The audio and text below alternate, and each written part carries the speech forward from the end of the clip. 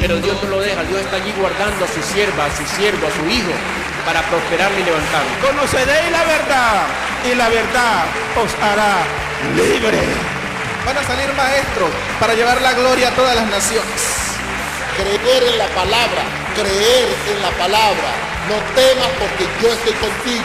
Y cuando llegue el gobierno de Dios, las estructuras humanas. Gracias, te doy gracias. Dios bendiga a todos mis hermanos y hermanas. ¿Cómo están? Aleluya. Hoy vamos a compartir un tema que hemos llamado Viviendo la vida de fe.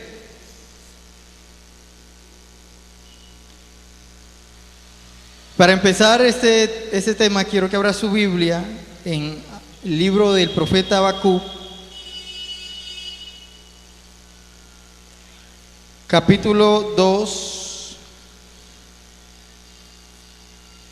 versículo 4.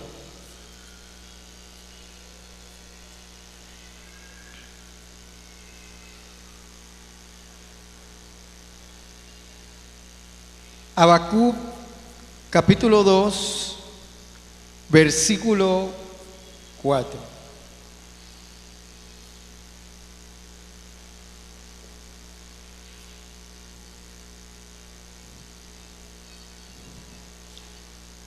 ¿Ya estamos allí?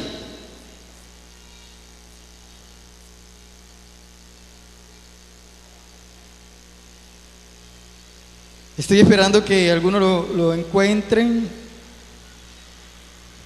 Si llega al libro de Zacarías, devuélvase unas cuantas páginas del libro de Zacarías y ahí encuentra a Habacuc.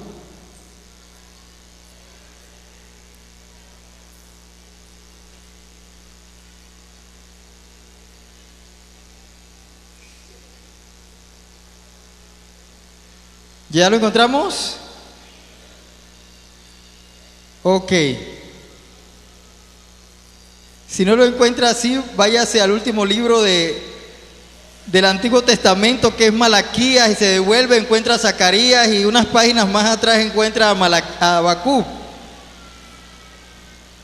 Bueno, ahí hay un versículo clave en esta mañana, en la palabra que vamos a compartir. Habacuc capítulo 2, versículo 4 dice: he aquí aquel cuya alma no es recta se enorgullece. ¿Estamos ahí? Mas el justo vivirá por fe.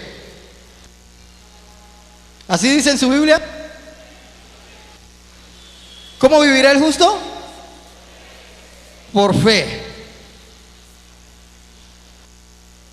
Eso lo dejó allí plasmado el profeta Habacuc. En esta versión que yo tengo aquí dice de esta manera: el insolente no tiene el alma recta, pero el justo vivirá por su fe. Por su fe. Por su fe. Padre, quiero bendecirte en esta mañana y quiero darte muchas gracias. Gracias por estar en medio de nosotros, Espíritu Santo. Gracias por visitarnos. Te doy la alabanza, la gloria y la honra a ti, Padre, en el nombre de Jesús.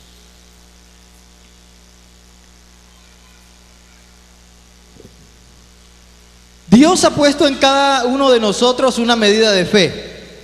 ¿Cuántos saben eso? Es más, para que nosotros pudiésemos creer en Jesucristo, aceptarlo y recibirlo como Señor y como Salvador, el mismo Espíritu de Dios, el Señor tuvo que venir y colocar en nosotros una medida de fe. Usted lo puede leer en la carta del apóstol Pablo a los Efesios, cuando dice que por fe, somos salvos Por gracia somos salvos por medio de la fe. Y esto no de nosotros, pues es un don de Dios. O sea, que Dios pone una medida, algo, cuando el Espíritu Santo nos está convenciendo, cuando el Señor nos está convenciendo a través de alguna persona, en ese momento, lo que está haciendo realmente, présteme mucha atención y conéctese con lo que yo estoy hablando. Cuando alguien nos está hablando por el Espíritu Santo, lo que está haciendo el Señor es sembrando una semilla de fe en nosotros. ¿Aló? Algunos no la deja que la siembren, la rechazan, pero otros disponen su corazón y entonces la semilla es plantada. Y cuando la semilla es plantada, ¿sí? Entonces usted inmediatamente recibe a Jesús como Señor y como Salvador. De ahí que en ese momento se abren sus ojos y usted comienza a ver las cosas desde otro punto de vista. Comienza a mirarlas de otra manera. Algunos es como si hubieran estado dormidos todos sus 15, 20, 30, 40, 50 o 60 años y como que en ese momento hubieran despertado. ¿Cierto? Uy, yo creo que estaba haciendo y yo por qué vivía de esa manera. Uy, Señor. Y lo que todos decimos siempre, ¿por qué no me llamaste antes? ¿Cuántos dijeron eso? ¿Por qué no te conocí antes? ¿Por qué perdí tanto tiempo? Bueno, y toda esa queja que nosotros tenemos cuando se nos abren los ojos por esa semilla que fue plantada en nosotros. ¿Sí? Así que es una semilla, la podemos comparar, esa medida de fe la podemos comparar con una semilla, ¿sí? Plantada en nuestro espíritu. Oiga, en nuestro espíritu, podríamos decir en nuestro corazón. Nos referimos al decir el corazón en nuestro espíritu, ¿sí? Pero esa semilla que fue implantada en nosotros tiene que seguir creciendo, tiene que seguir desarrollándose. Esa semilla no puede quedarse allí, así como usted siembra una semilla en una matera, en la tierra, en un lugar. Ella no puede quedarse allí. Ella tiene que comenzar a desarrollarse. Así que esa semilla tiene que crecer, ¿sí? Hasta llegar a ser lo que Dios haya determinado que sea. Entonces Dios plantó la semilla en nosotros. ¿Quién plantó la semilla de fe en nosotros? Cuando usted planta una semilla, usted tiene que crearle también las condiciones a esa semilla para que crezca sanamente. ¿Estamos aquí? Tiene que crearle las condiciones. Entonces, muchas de las señoras, damas que están aquí, sembraron una semilla y van siempre allá a su matera y están echándole agua, ¿cierto? Y están sacando la matera al sol y están haciendo todo ese proceso. A veces le están abonando, están comprando abono, ¿cierto, damas que están aquí? ¿Cuántos hombres hacen eso? A ver. Oh, gloria a Dios. Felicitaciones. Qué bueno. Entonces, vemos que el que siembra la semilla está interesado en que la semilla crezca, se desarrolle, y entonces tiene que crear las condiciones para que esto suceda. Entonces Dios siembra la semilla, pero Dios también provoca las condiciones para que la semilla se desarrolle y crezca lo suficiente, lo que Él ha determinado que crezca. A ver, ¿a cuántas de ustedes, damas y caballeros que están aquí, que han sacado la matera al sol para que le caiga el sol en un tiempo, les ha sucedido que cuando echaron de ver ya la matera se entró a la casa porque estaba el sol muy duro? O cuando la sacó a la lluvia, usted la sacó y de repente la matera usted miró y, hey, ¿qué pasó? La matera se entró a la casa. ¿Aló? Eso no sucede, ¿cierto? Con una matera. Pero sí sucede con nosotros. Nosotros somos como una matera en donde se plantó la semilla, pero que cuando viene la lluvia a veces, cuando Dios nos saca la lluvia, ¿nosotros qué queremos hacer? ¿Guardarnos de qué? Y cuando nos saca el sol para que las condiciones estén propicias, nosotros tampoco queremos mucho sol. Queremos estar bajo la sombra. Pero es Dios quien está provocando las condiciones para que la semilla crezca. Regularmente, cuando Dios permite las condiciones para que nuestra fe se desarrolle, entonces lo que nosotros hacemos es escondernos y quejarnos de las circunstancias que estamos viviendo, siendo que esas son las condiciones que Dios está provocando y permitiendo para que nosotros podamos llegar a ser lo que Él ha determinado que seamos. Amén. ¿Cuántos saben que Dios ha determinado que nosotros seamos algo, alguien, y que Él ya tiene el nombre y ya sabe lo que debemos llegar a ser? ¿Cuántos saben eso? A Jeremías le dice: antes que te formase en el vientre te conocí, y antes que nacieses te santifiqué, y te di por profeta a las naciones. ¿Ven? Antes ya Dios lo había mirado, lo había escogido,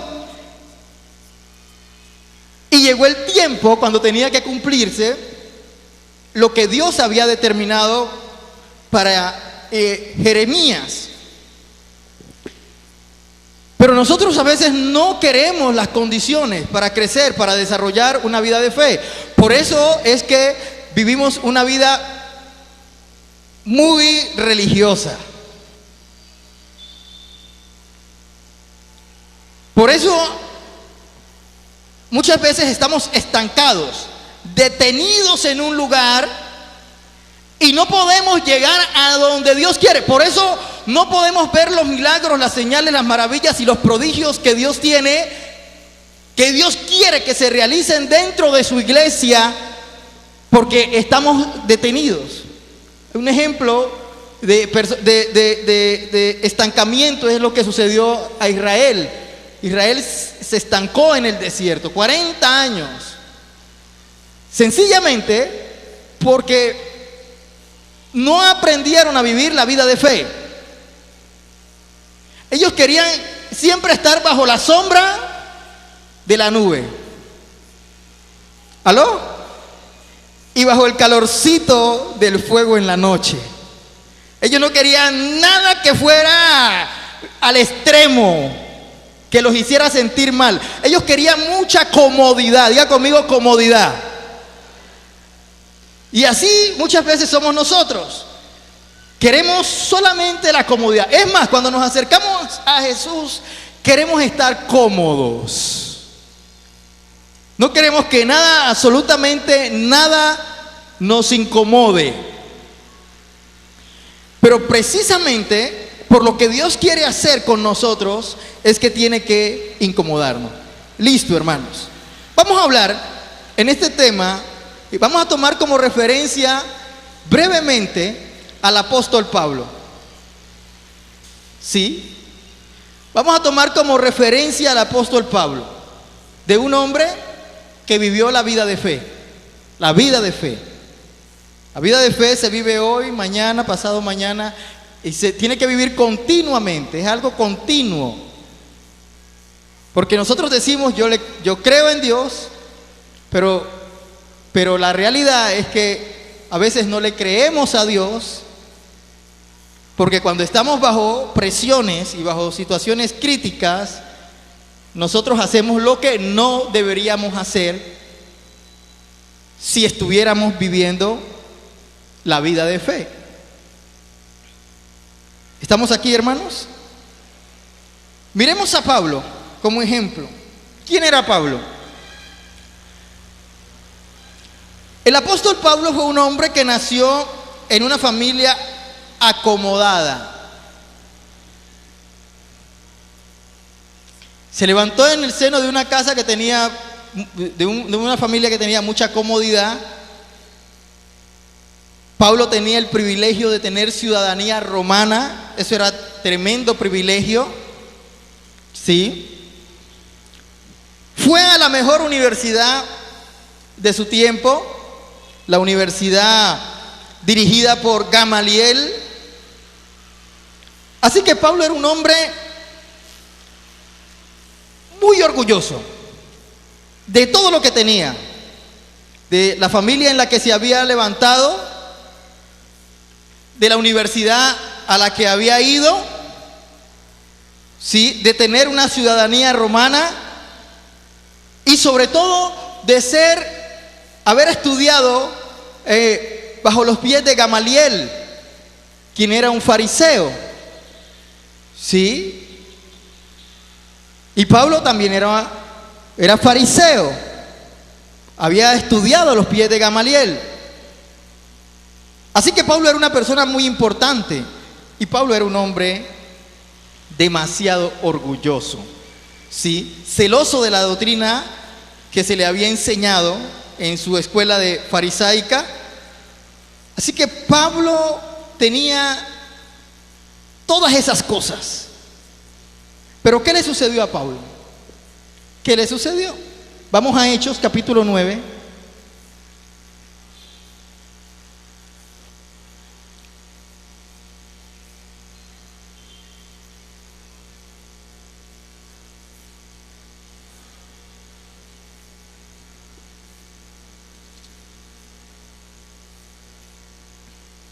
Versículo 10.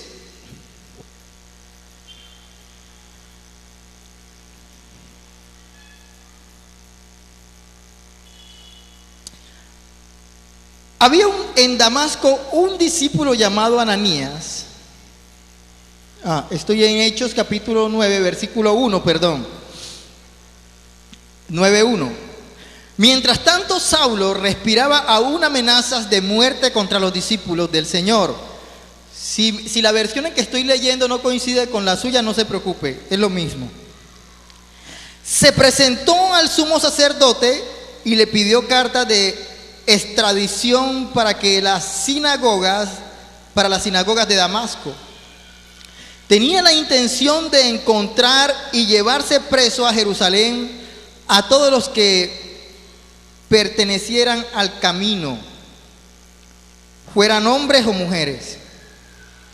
En el viaje sucedió que al acercarse a Damasco, una luz del cielo relampagueó y de repente a su alrededor. Él cayó al suelo y oyó una voz que le decía: Saulo, Saulo, ¿por qué me persigues? ¿Quién eres, Señor?, preguntó. Yo soy Jesús, a quien tú persigues. Levántate y entra en la ciudad, porque allí se te dirá lo que tienes que hacer. Eso fue lo que le sucedió a Pablo en el camino.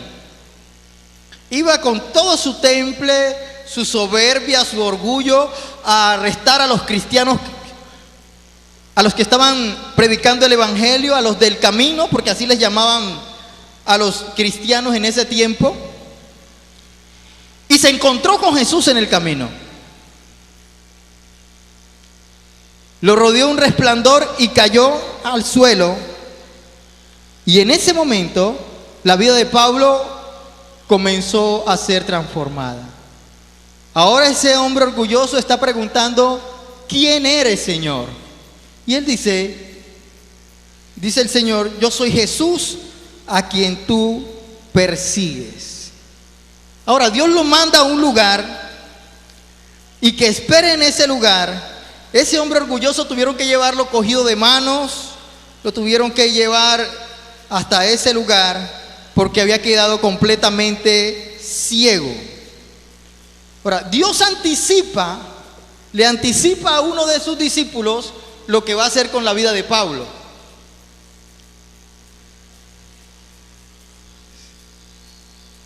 Hay ocasiones donde nosotros pensamos que Pablo se convirtió y ya Pablo comenzó a ser usado de una manera extraordinaria, pero Pablo sufrió un proceso y Pablo tuvo que aprender a vivir la vida de fe. ¿Estamos aquí? Entonces miremos en el versículo 10. Versículo 10.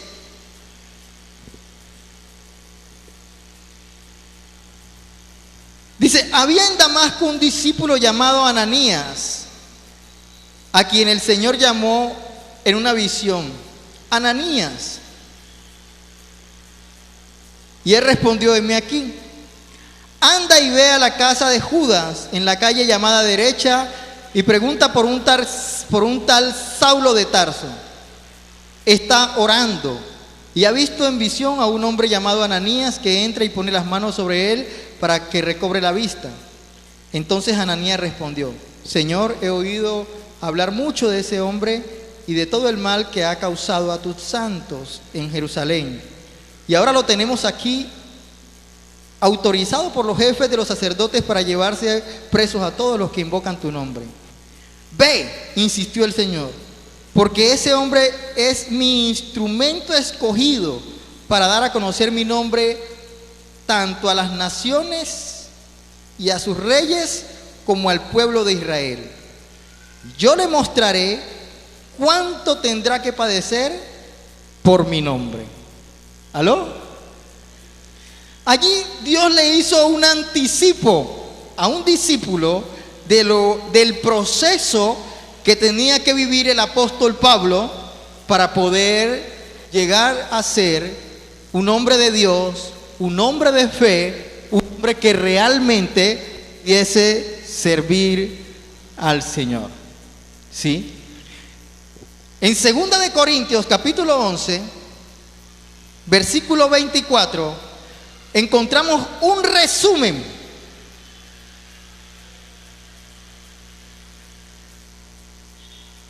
No sé si César vino esta mañana. ¿César está aquí?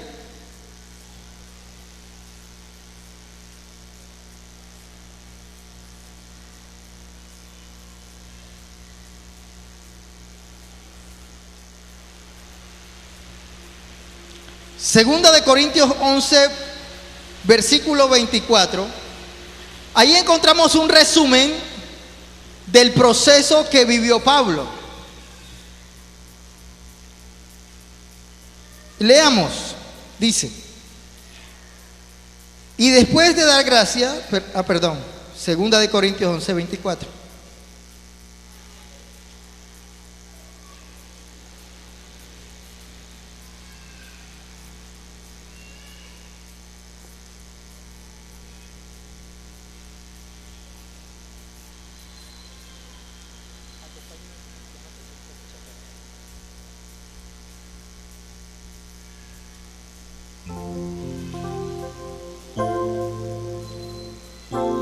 Dice: 5 veces recibí de los judíos los 39 azotes,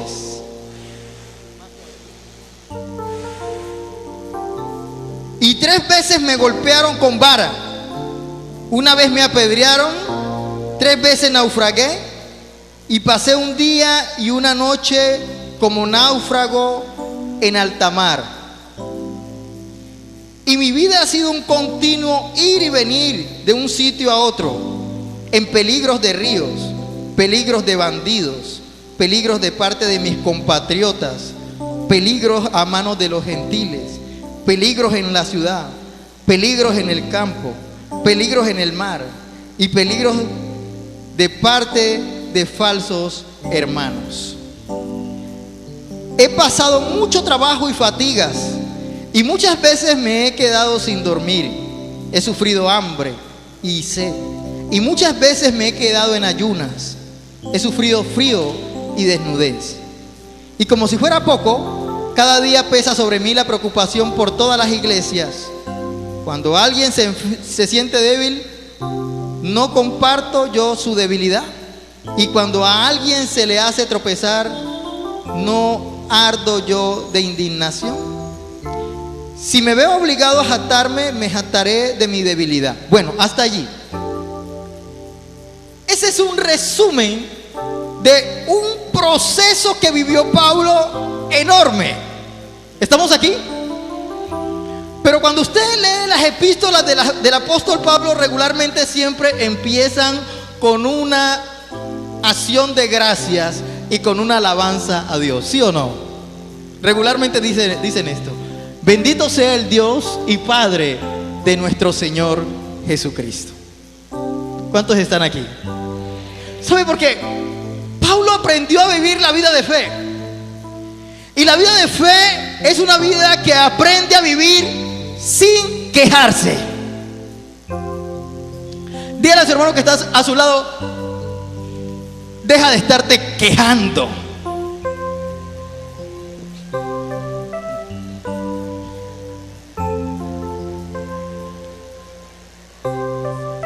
Ahora mírelo nuevamente y dígale: alaba a Dios.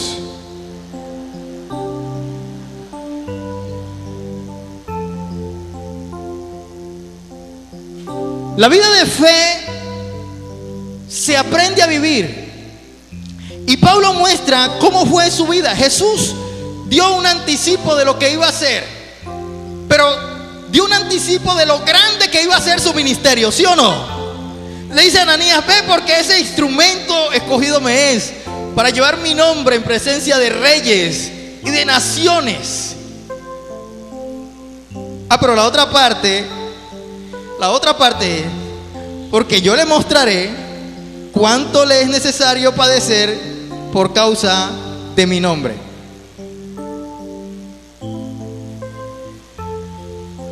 Hermanos, y cuando Dios está sacudiéndonos a veces, cuando Dios está haciendo lo que Él quiere hacer en la vida de nosotros, nosotros resistimos la voluntad de Dios. ¿Aló? Nosotros le echamos la culpa a todo el mundo cuando estamos pasando por cosas difíciles. Que el pastor tiene la culpa porque no me ha venido a visitar, que el líder no me ha visitado, que fulano, el marido, la mujer, los hijos. Si usted fuera otra clase de marido, yo viviría mejor mi vida cristiana. Si usted fuera otra clase de esposa, yo sería mejor cristiano. Mejor dicho, tenemos miles de cosas que decir. Cuando Dios, en medio de esa circunstancia que está permitiendo, lo que quiere es desarrollar esa semilla, que plantó, que depositó en el espíritu de cada uno de nosotros. Así que somos la matera, una matera que tiene pies, manos y razona tanto que se esconde, se quita de la lluvia, se quita del sol, porque quiere estar en la comodidad. A su nombre.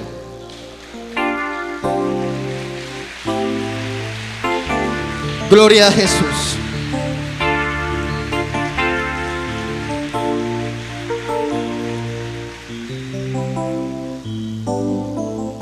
Vemos a Pablo en una cantidad de situaciones que usted quizás le ha tocado pasar de alguna manera. Hambres, aflicciones, situaciones económicas crudas, difíciles, gente que se levanta contra usted con cosas bien feas, y regularmente estamos reaccionando mal.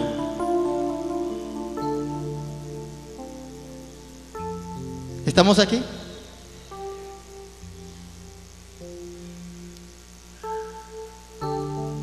Regularmente no estamos dejando que Dios haga lo que Él quiere hacer.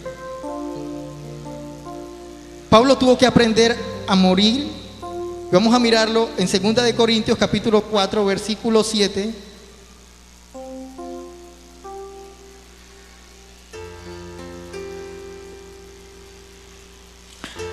Vamos a leer desde el 4:1 porque me gusta esta versión. Esta versión habla claramente de las cosas las dice con mucha sencillez. Dice, por esto ya que por las misericordias de Dios tenemos este ministerio, no nos desanimamos. Más bien hemos renunciado a todo lo vergonzoso que se hace a escondida. ¿Aló? Mira lo que dice. Pablo dice, nosotros teniendo este ministerio, Dios nos había llamado, dice, no nos desanimamos. Antes, más bien, renunciamos a todo lo vergonzoso que se hace, ¿cómo? ¿Cómo? A escondidas. Más bien hemos renunciado a todo lo vergonzoso que se hace a escondidas. No actuamos con engaño, ni torcemos la palabra de Dios. Al contrario, mediante la clara exposición de la verdad, nos recomendamos a toda conciencia humana en la presencia de Dios. Pero nuestro evangelio no está encubierto.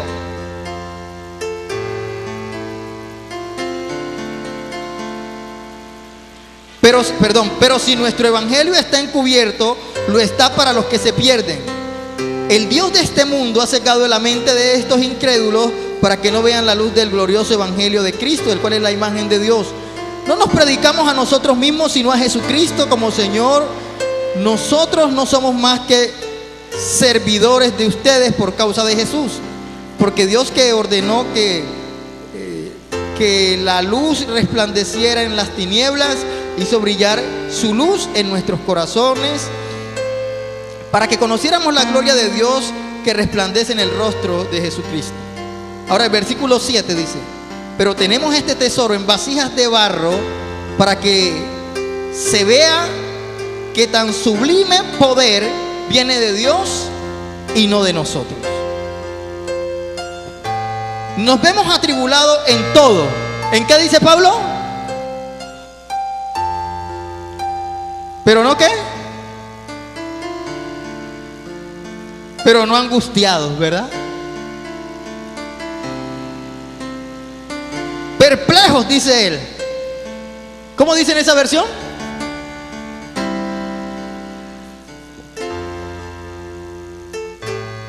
En apuros, pero no desesperados. Perseguidos, pero no qué, pero no desamparados. Derribados, pero qué, pero no destruidos. Donde quiera que vamos, siempre llevamos en nuestro cuerpo la muerte de Jesús, para que también la vida de Jesús se manifieste en nuestro cuerpo. Pues a nosotros los que vivimos, siempre se nos entrega la muerte por causa de Jesús, para que también su vida se manifieste en nuestro cuerpo mortal. Así que la muerte actúa en nosotros y en ustedes la vida. Entonces, mire Pablo cómo aprendió. Dice que están angustiados en todo, mas no desesperados. Perseguidos, mas no desamparados. Derribados, pero su fe está diciendo, no estoy destruido.